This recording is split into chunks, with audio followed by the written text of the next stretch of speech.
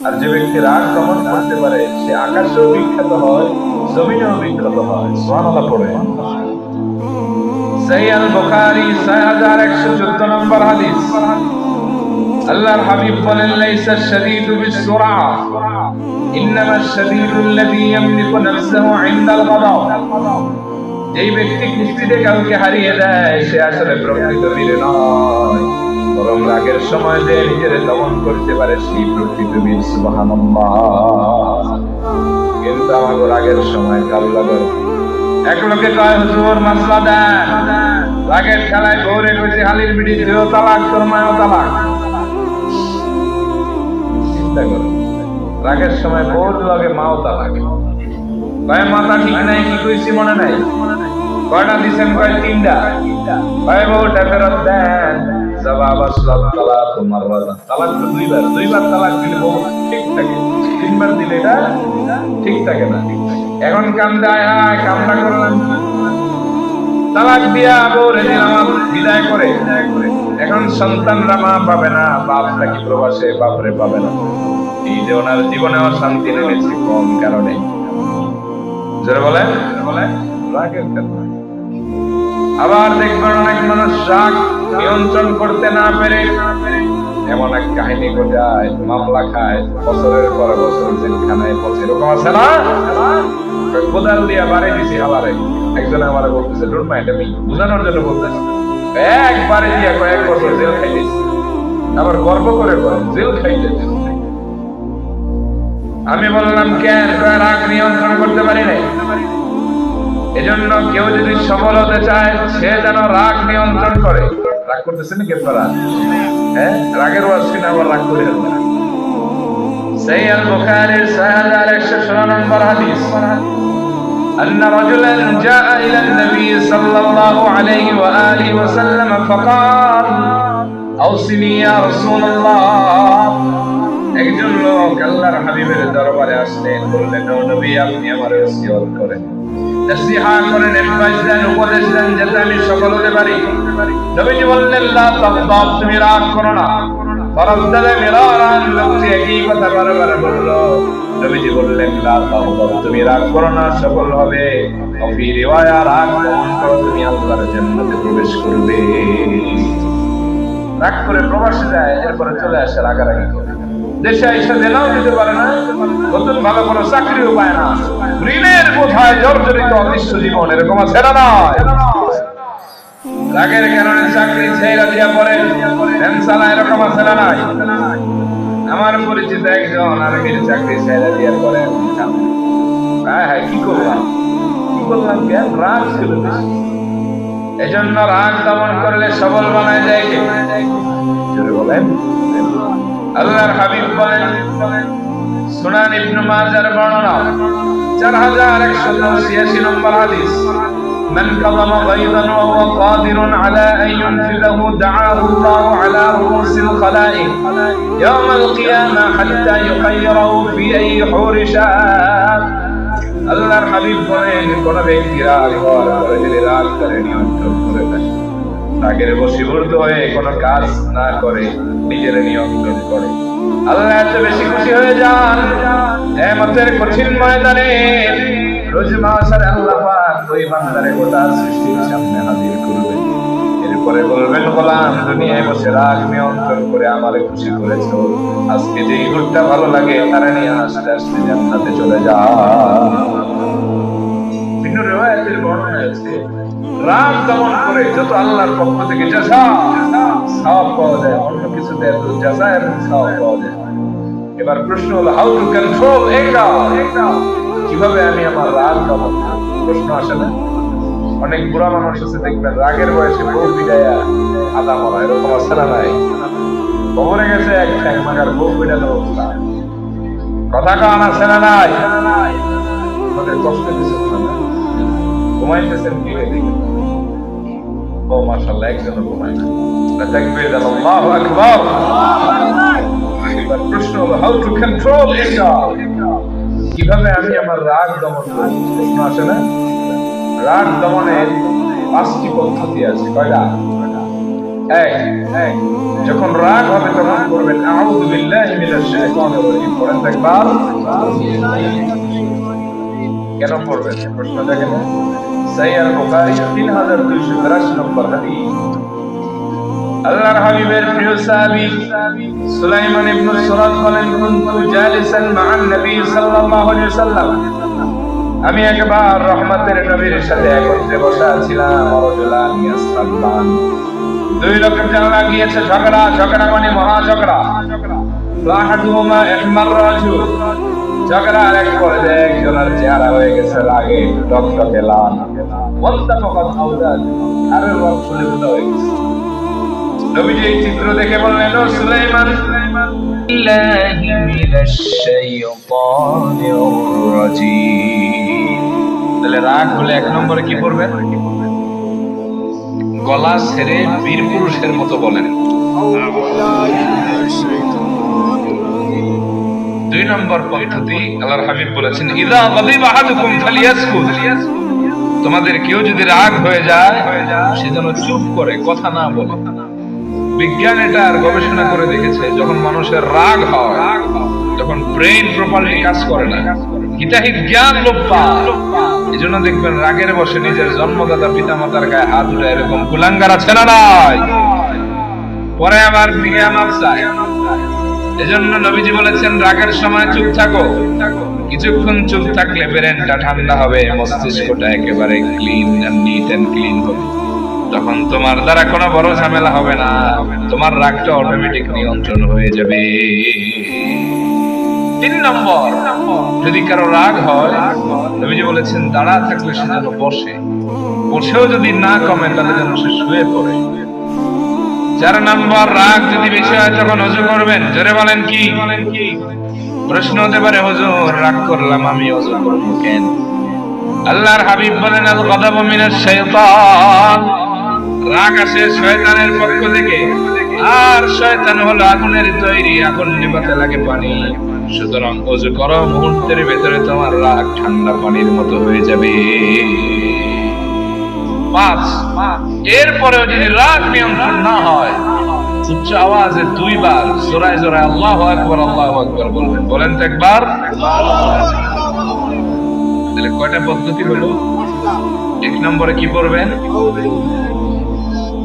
দুই নম্বরে চুপ থাকবেন। তিন নম্বরে দাঁড়া থাকলে বইবেন। বসে যদি কাম না হয় উঠি যাইমু। চার নম্বর কি কন?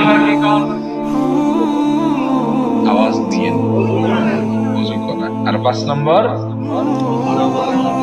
জোরায় জোরায়, হ্যাঁ, আকাশ বাতাসকে মুখরিত করে একবার বলেন তো, মনে থাকবে? ও বিড়ান যারা এটি মুখস্থ করে লই। যাক আলহামদুলিল্লাহ। এক লোকে কয়, হুজুর আমার বল লাগে এমন ঝগড়া লাগছে, বউ আমার পিঠায় আদা মারা। এরপর আমার কইছে 3 বার তালাক দিছে তোরে। আমি কই তালাক তো হয় নাই। কই আল্লাহ বাঁচাইছে রে, আল্লাহ বাঁচাইছে।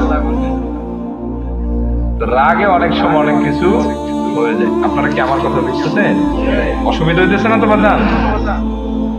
মুহসিনদের 3 নম্বর গুণ হলো ওয়ালআফিনা আনিন নাস, তারা মানুষকে ক্ষমা করে দেয়, প্রতিশোধ নেয় না। সুযোগ থাকলেও তারা মানুষের প্রতি চড়াও হয় না, একজনের জন্য মাফ করে দেয়। বলেন তো তিনি কে? কিন্তু আমার দেশের মানুষ ক্ষমায় বিশ্বাসী না, প্রতিশোধে বিশ্বাসী। ঠিক কিনা বলেন? 10 হাত জমি নিয়ে দ্বন্দ্ব, নিজের ভাইয়ের বিরুদ্ধে মিথ্যা মামলা দেয় আপন ভাই, আর চাচতো ভাই হইলে তো একটা না দুইটা দেয়, আছে না নাই? আবার দেখবেন মানুষ এতটা প্রতিশোধ পরায়ণ, 50 বছর আগের দ্বন্দ্ব নাতির জমানা পর্যন্ত চলে আর এরকম আছে না না? রব্বুল আলামিন বলেন, এরা মুহসিন না, এদের আমি ভালোবাসি না, বরং যারা ক্ষমা করে তাদের আমি ভালোবাসি। সুবহানাল্লাহ পড়েন। রব্বুল আলামিন বলেন, খুযিল আফওয়া ওয়া'মুর বিল উরফি ওয়া আ'রিদ আনিল জাহিলিন। ও হাবিব, আপনি ক্ষমাশীলতার নীতি অবলম্বন করেন, আপনি মানুষকে ক্ষমা করেন, কল্যাণের দিকে ডাকেন। ওয়া আ'রিদ আনিল জাহিলিন, আর জাহেলদের সাথে আপনি থাকবেন না। কারণ জাহেল আছে যেখানে, বিপদ আছে সেখানে। আবার রব্বুল আলামিন বলেন ওয়াজাযাউ সাইয়্যাতিন সাইয়্যাতুন মিথলুহা ফামান আফা ওয়া আসলাহা ফাআজরুহু আলাল্লাহ।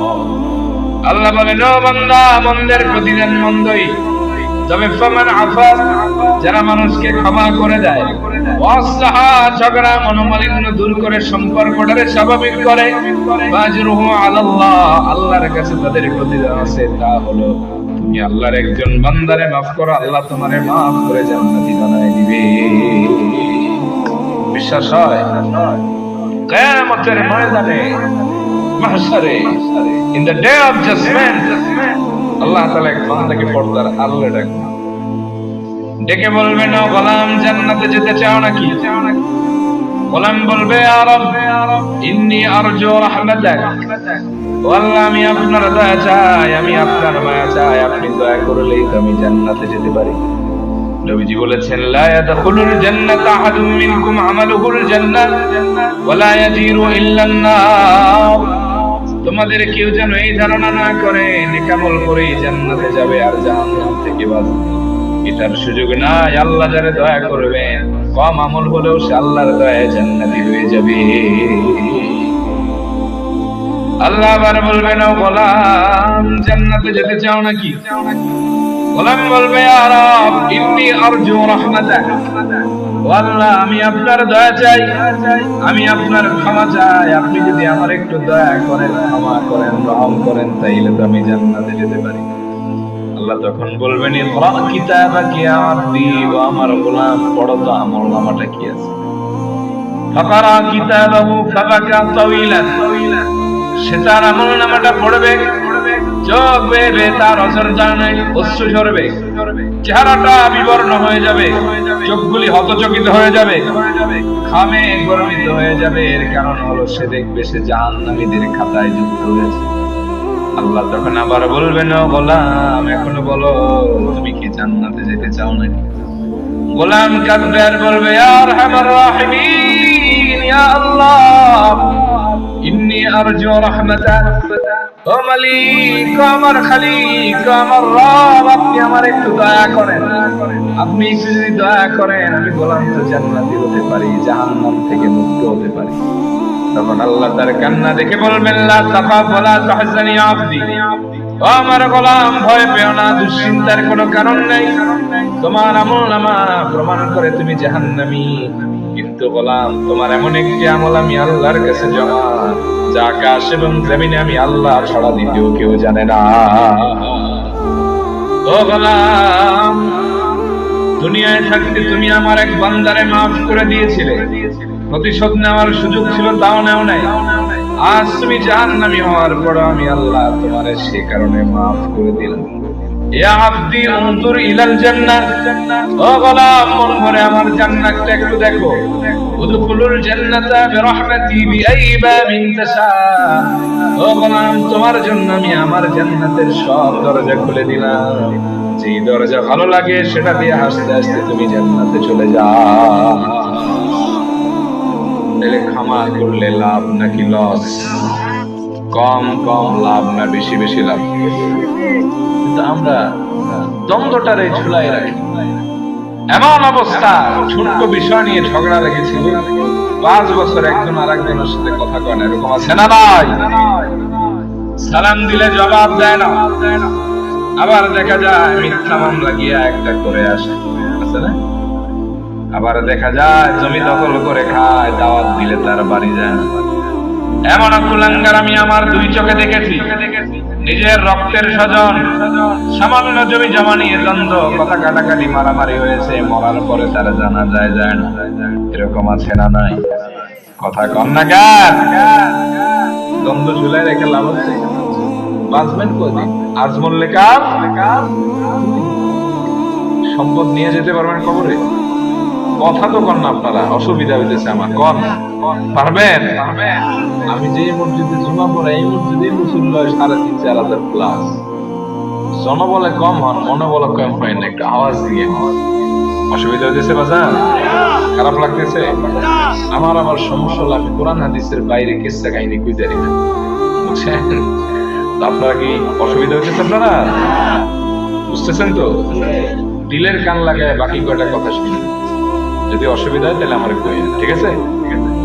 এই দ্বন্দ্ব করে আপনি কি করবেন বলেন? আজ বললে কাল। আমি যেখান থেকে আমার বাড়ি যেতে পারবো গ্যারান্টি আছে? আপনি যে আপনার বাড়ি যেতে পারবেন এমন কোন গ্যারান্টি আছে? কদিন আগে তো এক বক্তা স্ট্রোক করলো মাহফিলে ওয়াজ করতে করতে, গাইবান্ধার বেচারা পরবর্তীতে মারা গেছে হাসপাতালে। এই দুনিয়ার সময়টা হচ্ছে সামান্য, এখানে দ্বন্দ্ব রেখে আসলে কোনো লাভ নাই।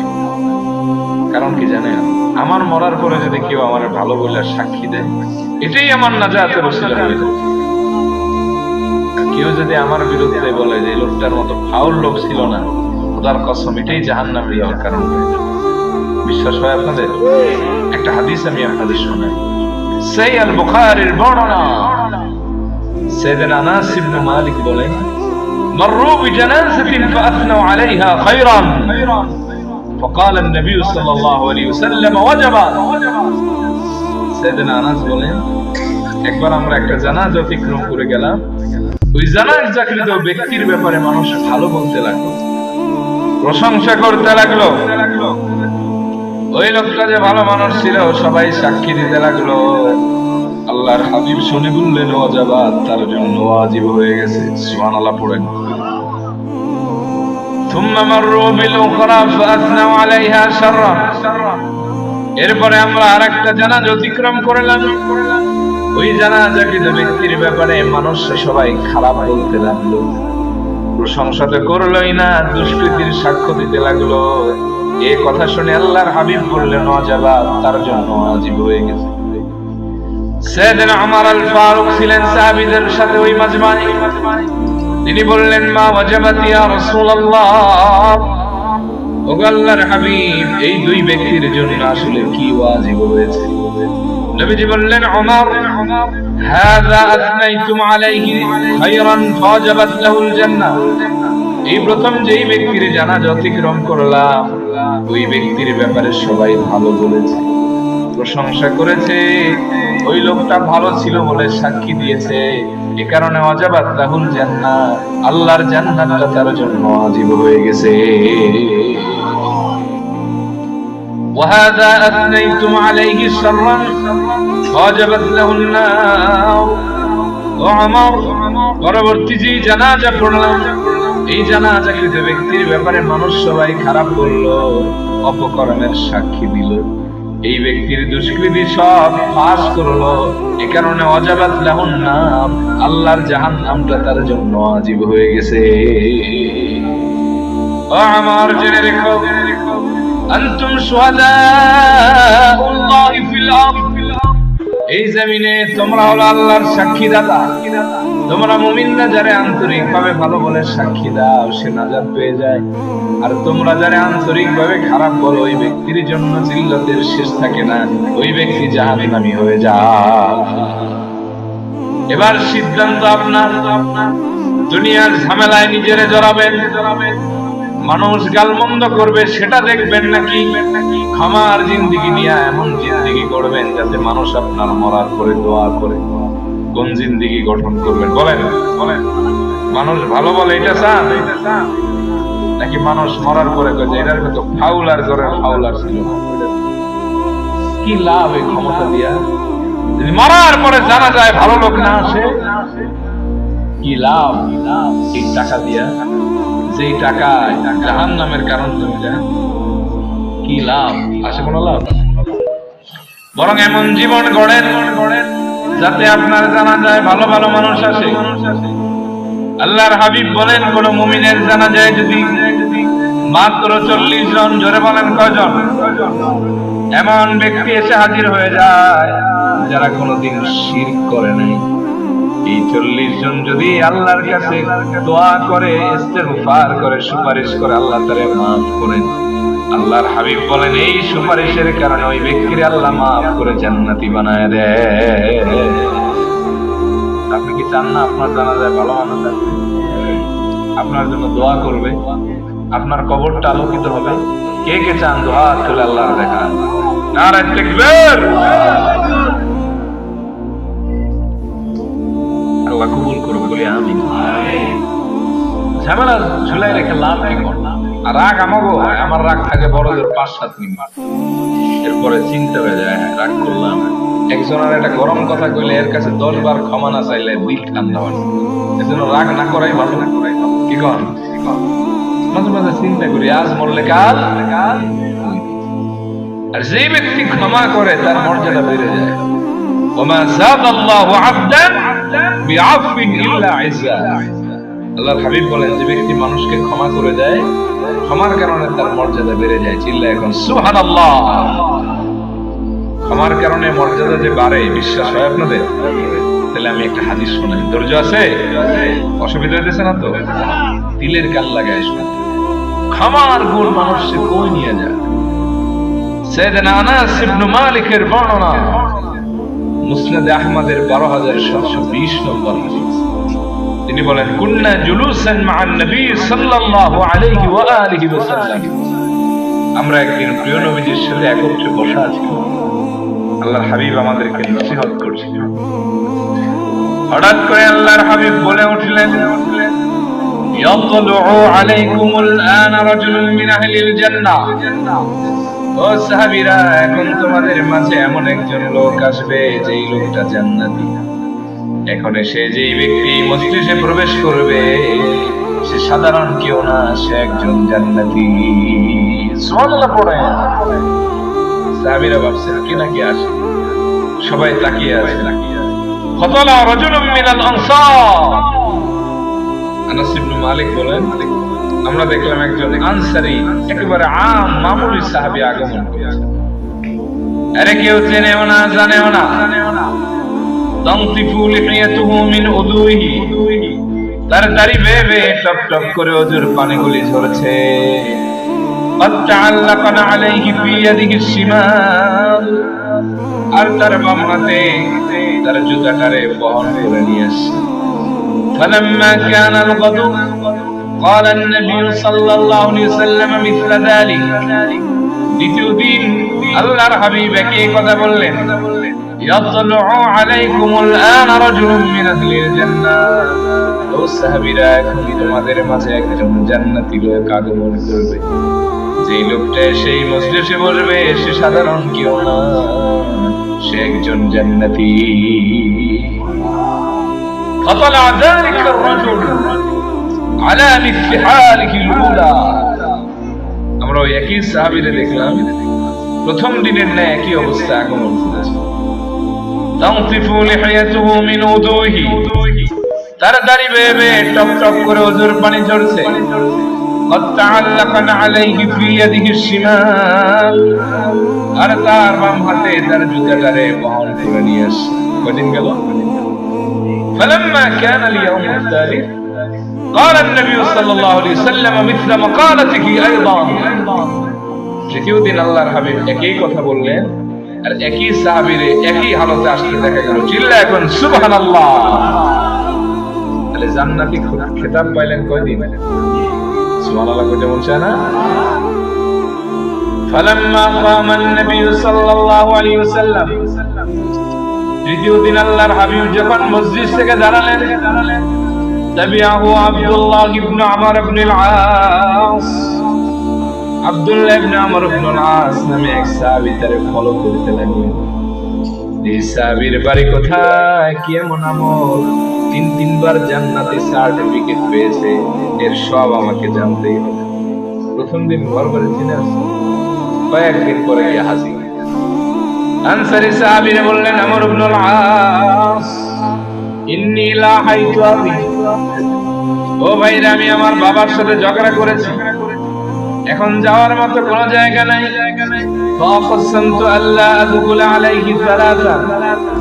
আমি আমার বাবারে ঝগড়ার সময় বলেছি, বাবা কসম খেলাম 3 দিন আর তোমার বাড়িতে আসবো না। এখন যাওয়ার মতো কোনো জায়গা খুঁজে পাই না রে আনসারী সাহাবী। তোমার যদি দয়া হয় আমি 3 দিন 3 রাত তোমার মেহমান হতে চাই। আনসারী সাহাবী দিল দরিয়া মানুষ, তিনি বললেন আহলান ওয়া সাহলান মারহাবান বিক, welcome, you can stay with me and my family, no problem. 3 दिन का ही तो मसाला है, रुक जाओ कोई बात नहीं। আমর ইবনে আস চান্স পেয়ে আমি তার বাড়ি ঢুকলাম। গোয়েন্দার মতো সাহাবীর বিচারিরা চোখ দুটা যেন তার সিসি ক্যামেরা। সাহাবী যেথায় যায় আমর ইবনে আস যেথায় যায়, বলে প্রথম দিন তার পেছনে ঘুরলাম, কিছুই পাইলাম না। ভাবলাম রাতের বেলায় মনে হয় আমলটা বলে। রাতের বেলায় এশারের নামাজের পরে সাহাবী বিছানায় গিয়ে কি যেন বিড়বিড় করে রাত নিবায় ঘুমায়। এক ঘুমে কত আমার ইবনে আস ভাবলেন একদিন গেছে, তার দেখি আরো বাকি আছে কয়দিন। বলে দ্বিতীয় দিন তার পেছনে ঘুরলাম, কোন আমল আমি পেলাম না। ভাবলাম আজকের রাতে আমল করব। কিসের আমল করা? সাহাবী আগের রাতের কাছে। আমার ইবনে আস বলেন হতাশার কোনো কারণ নাই, আরো আছে কয়দিন? দান 3 দান। আমার ইবনে আস বলেন তৃতীয় দিন আমি আরো তার পেছনে ঘুরলাম, সাহাবীর কাছে তেমন কোনো কিছুই পেলাম না। ভাবলাম আজকের রাতে মনে হয় করব। দেখি এশারের নামাজের পরে আনসারী সাহাবী ঘুমায়, কিন্তু আমি আমর ইবনে আস আর সারা রাত এক বিন্দু ঘুমাই না। এবার তার ডরে ঢুকছে, আমি যদি ঘুমাই আর রাত পার করে দিই, আর সাহাবী যদি মাঝখানে আমল করে, তাহলে তো মিশন ফেল। তার চাইতে দাঁড়ায় থাকবো, পাহারা দিব। আমর ইবনে আস বলেন তৃতীয় রাত নির্ঘুম ভাবে কাটালাম, তাও সাহাবী কোনো আমল করে না। এবার বিদায় নেওয়ার পালা। ওই সাহাবীর হাত দিয়ে আমি ফজরের নামাজের পরে ধরলাম, বললাম ভাই রে, তোমার সাথে নিভৃতে নির্জনে আমার কিছু কথা আছে। আসলে আমার বাবার সাথে এমন কোনো ঝগড়া হয় নাই যে তোমার বাড়িতেই থাকতে হবে। তোমার কি মনে পড়ে নাকি রাহমাতের নবী তোমারে 3 বার জান্নাতি বলেছিলেন? নবীজি বলেছিলেন ইয়াতলু আলাইকুমুল আনা রাজুলুম মিন আহলিল জান্নাহ। ও সাহাবীরা, এখন তোমাদের মাঝে একজন লোক আসবে, ওই লোকটা জান্নাতি। ফাতালাতা আনতা সালাতা মিরারিন, 3 বার ওই মসজিদে তুমি আগমন করেছিলে। আমার দিলের তামান্না ছিল কি এমন আমল তুমি করো, ফাক্তাদিবি, ওইটা আমল করে আমি আমর ইবনে আস জান্নাতি হয়ে যাব। কিন্তু ভাইরে 3 দিন 3 রাত থাকলাম, এমন কোন আমল তো আমি পেলাম না। তাহলে আমারে বলো রহমতের নবী কোন কারণে তোমারে 3 বার জান্নাতি বলেছে? আনসারী সাহাবী বললেন আমর ইবনে আস, এমন কোন আমল আমার নিজের আছে কিনা আমি জানি না, তবে প্রত্যেক দিন যখন ঘুমোতে যাই বিছানায় গিয়ে আল্লাহরে ডাক দিয়ে বলি, আল্লাহ আপনার যে বান্দা আমারে কষ্ট দিয়েছে, আমার সাথে অন্যায় আচরণ করেছে, আমার হক মেরে খেয়েছে, আমারে ব্যথা দিয়েছে, আমি তার উপর কোনো অভিযোগ রাখলাম না, তারে আমি মাফ করে দিলাম। আপনি আমারেও মাফ করেন, তারেও মাফ করে দেন। আমর ইবনে আস বলে এই তো আমি সে আমলের সন্ধান পেয়ে গেলাম, যে আমলের কারণে 1 বার না 2 বার না 3 বার আল্লাহর হাবিব তার নূরের জামানায় তোমারে জান্নাতি বলেছে। তাহলে ক্ষমায় লাভ নাকি লস? ক্ষমায় মর্যাদা বাড়ে নাকি কমে? এতক্ষণের ওয়াজ শুনে বুকে হাত দিয়ে কোন আল্লাহর গোলাম বলতে পারবেন জীবনে যত গুনাহ করেছি, অন্যায় করেছি, যা করেছি, আমারে যত মানুষ কষ্ট দিয়েছে, ব্যথা পেয়েছি, হক মেরে খেয়েছে, আমি আল্লাহর জন্য তারে মাফ করে দিলাম, আশায় যাতে আল্লাহ আমারে মাফ করে দেয়। এমন কে কে আছেন দেখি? আছে? যে একজন সিপাহি সাপাই হাত জায়গায় টাকা পাই, ওদের টাকাটা দিয়ে লোক আল্লাহ যারা এই আশায় হাত জাগালো যে আপনার বান্দারে ক্ষমা করলে আপনি তাদের ক্ষমা করবেন, আপনি তাদের মাফ করে দেন। আমিন। 3 নম্বর গুণ হলো ক্ষমা করে দেয় কার জন্য? জোরে বলেন, কার জন্য? আমরা ক্ষমা করব কার জন্য? রাজি আছেন? আর 2 পয়েন্ট শুনবেন না, শেষ করে দিবেন। শুনবেন? অসুবিধা আছে? লিল্লাহি তাকবীর, নারায়ে রিসালাত। তুমি একটু ওয়াজ করে দাও, কদ্দুর পাও। 4 নম্বর মুহসিনদের গুণ হলো والذين إذا فعلوا فاحشة أو ظلموا أنفسهم ذكروا الله فاستغفروا لذنوبهم ومن يغفر الذنوب إلا الله চিল্লা কোন আল্লাহু আকবার। রব্বুল আলামিন বলেন মুহসিন বান্দাদের 4 নম্বর গুণ হলো ওয়াল্লাযীনা ইযা ফাআলু ফাহিশাতান, যখন তারা কোন অশ্লীল কাজ করে ফেলে, আও যালামু আনফুসাহুম, নফসের উপর জুলুম করে অন্যায় করে ফেলে, যাকারুল্লাহ, তারা তৎক্ষণাৎ স্মরণ করে তাদের রব আল্লাহকে, আস্তাগফিরু লিযুনুবিহিম, তারা তাদের গুনাহের জন্য আল্লাহর কাছে ক্ষমা চায়, ওয়া মান ইয়াগফিরুয যুনুবা ইল্লাল্লাহ, আল্লাহ ছাড়া কে আছে আর গুনাহ maaf করার মতো? আছে কেউ? তাহলে গুনাহ হইলে স্মরণ করবেন কারে? ক্ষমা চাইবেন কার কাছে? এই আয়াতের ব্যাখ্যা ইমাম বুখারী লম্বা হাদিস এনেছেন। আল্লাহর হাবিব বলেন, আল্লাহর কোন গোলাম যখন গুনাহ করে ফেলে, গুনার বোঝাটা ভারী হয়ে যায়, আর যখন তাওবা করে আল্লাহর কাছে, আল্লাহ এত বেশি খুশি হয়ে যান, আল্লাহ ফেরেশতাদের ডেকে বলেন, ও ফেরেশতারা, আমার গোলাম গুনাহ করেছিল, কিন্তু সে জানে তার একজন রব আছে, রব হলাম আমি আল্লাহ।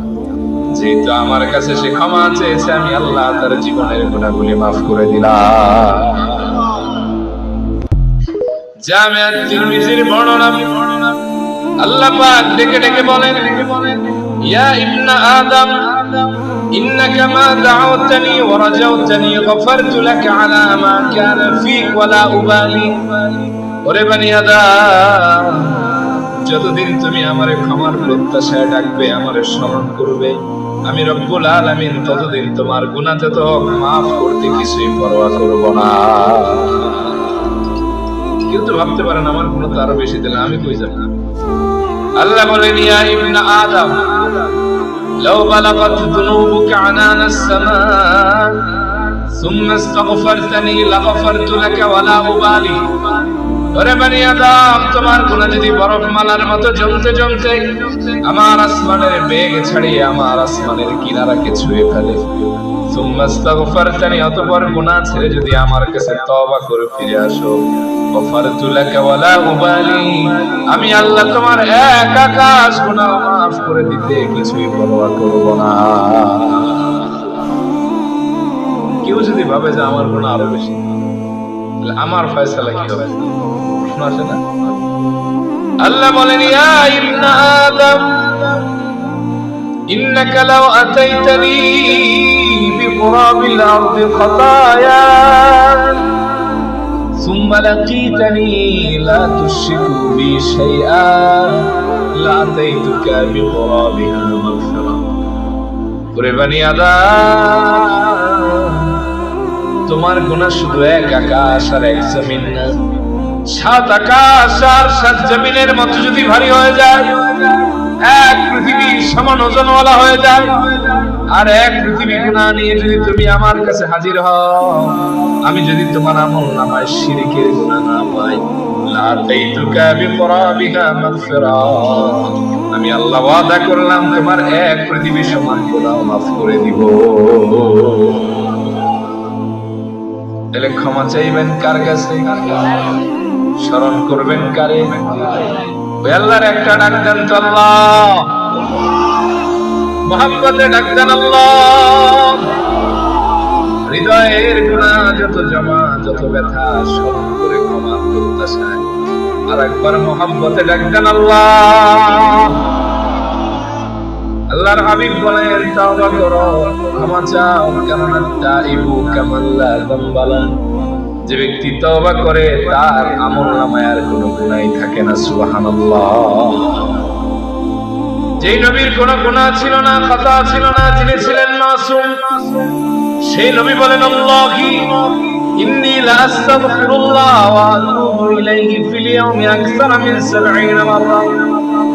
আল্লাহর নামের কসম, যারা আমার প্রাণ আমি রাসূল প্রত্যেকদিন 70 বারের বেশি আল্লাহর কাছে তাওবা করি আর ইস্তেগফার করি।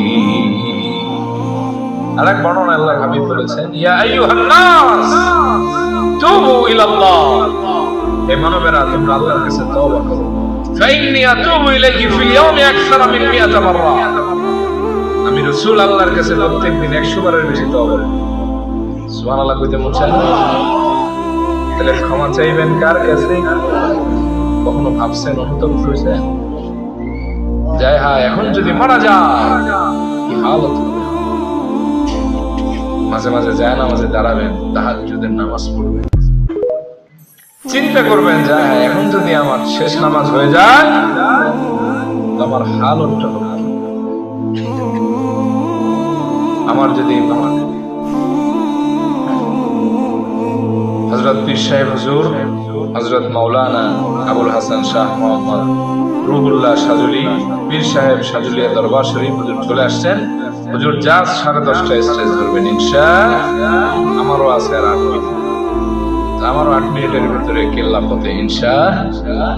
কখনো ভাবছেন গুনার পরে দিলের ভিতরে আওয়াজ আসছে এখন যদি আমি মরে যাই আমার হালত? মাঝে মাঝে লাইট বন্ধ করে বিছানায় একাকী বালিশের মাথা লাগিয়ে চিন্তা করে দেখি এই মুহূর্তে আমার মরণ হয়ে গেলে আমার হাল কি? মৃত্যু এটা মানুষের সবচেয়ে দেখাচ্ছে, এটা দেখা যায় না, ধরা যায় না, ছোঁয়া যায় না। যখন আগমন করবে ইদা জা আজালুহুম লা ইস্তাখিরুনা সাআতা ওয়া লা ইস্তাকদিমুন, এক কদম সামনেও যেতে পারবেন না, পিছনে যাওয়ার সুযোগ আছে। এজন্য সাইয়েদনা আব্দুল্লাহ ইবনে ওমর বলেন, আখাযা রাসূলুল্লাহ সাল্লাল্লাহু আলাইহি ওয়াসাল্লাম বিমানকিবি, রহমতের নবী একবার তার সোহাগ মাখা হাত মোবারক আমার কাঁধের উপরে রাখলেন, এরপরে আমার নসিহত করলেন, কুন ফিদ দুনিয়া কাআন্নাকা গরীবুন আও আবিরু সাবিল। ও ইবনে ওমর, তুমি দুনিয়া এমন ভাবে চলাফেরা করো যেন তুমি একজন নিঃস্ব অথবা তুমি একজন মুসাফির। এই দুনিয়ার মায়া পড়ো না, দুনিয়া একটা ধোঁকা, একটা মায়াজাল, একটা মরিচিকা, এখানে মানুষ আটকে যায়। দুনিয়ার মায়া যে পড়ে তার সব শেষ হয়। খবরদার দুনিয়ার ধোঁকায় পড়ো না, দুনিয়ার মায়ায় পড়ো না। এরপরে তিনি সব সময় নসিহত করতে গিয়ে বলতেন